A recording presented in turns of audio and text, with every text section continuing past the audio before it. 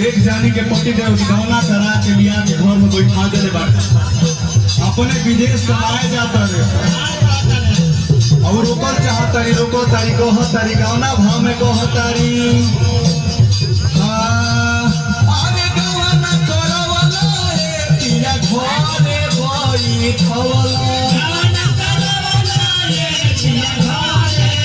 बैठवला आहु पियवा घरे बैठवला अपने चले ला पिया हो अपने चले ला पिया हो पूर्वी पानी झिया चले ला पिया हो पूर्वी पानी झिया अपने चले ला पिया हो पूर्वी पानी झिया चले ला पिया हो पूर्वी पानी झिया अपने चले ला पिया हो पूर्वी पानी झिया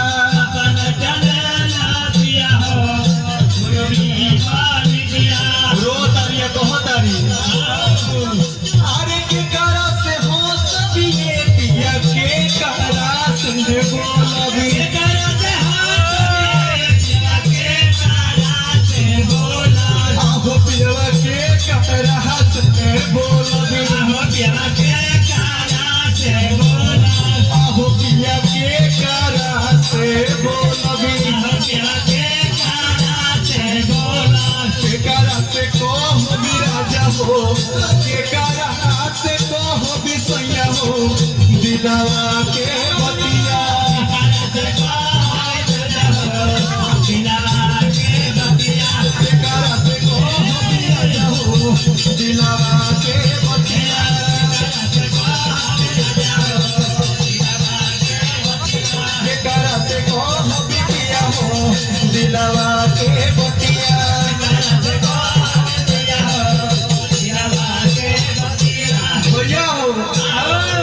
आगे का भई कह तारी की देखी ऐसा मत करी लेकिन कह तारे का कह तारे अरे सासू जी से बोली है धोनी नौत से हंसी है सासू जी से बोली है धोनी नौत से हंसी है आहो धोनी नौत से हंसी है आहो धोनी नौत से हंसी है आहो धोनी नौत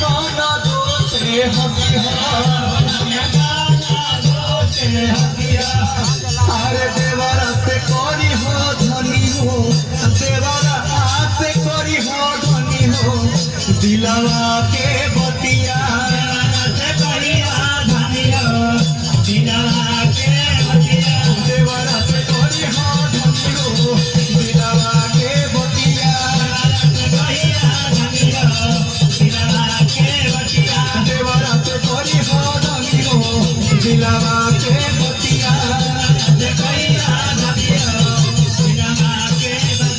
हे नरेंद्र बाबू कहतारी अरे सासू जी ना बोली है पिया नो नो दो ना हंसी है सासू जी ना बोली है पिया नो ना दो ना हंसी है सासू जी ना बोली है पिया नो नो दो ना हंसी है सासू जी ना बोली है पिया नो ना दो ना हंसी है एगो पिया नो ना दो ना हंसी है पिया नो ना दो ना हंसी है अरे देवरा न बूझी है राजा हो देवरा न बूझी है राजा हो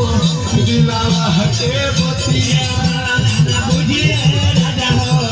दिलावा के बतिया देवरा न बूझी है राजा हो दिलावा के बतिया न बूझी है राजा हो दिलावा के बतिया देवरा न बूझी है राजा हो दिलावा के बतिया न बूझी है राजा हो दिलावा के बतिया देवरा न बूझी है राजा हो दिलावा के बतिया न बूझी है राजा हो दिलावा के बतिया जब तना सुनले हाथ बहुत है कि देखो और बना लो हे नागेंद्र भैया अरे सासू जी के माई ये धनी नाना तो के बहनिया सासू जी के माई ये धनी नाना तो के बहनिया सासू जी के माई ये धनी नाना तो के बहनिया सासू जी के माई ये धनी नाना तो के बहनिया आहो धनी नाना दी के बहनिया देवरा के भैया में बुझी के देवरा के भैया में बुझी के कही हाँ बोलिया देवरा के भैया में बुझी के कही हाँ बोलिया अरे देवरा के भैया में बुझी के कही हाँ बोलिया अरे कवन करवाला रे पिया घरे बैठवाला आहो पियावा घरे बैठवाला अपने चले राजा हो अपने चले सैया हो गुरुवी बनी जिया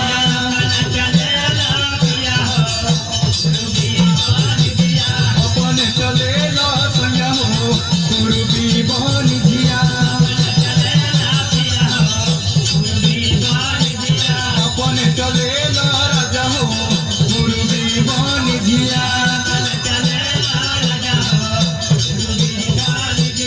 अपने चले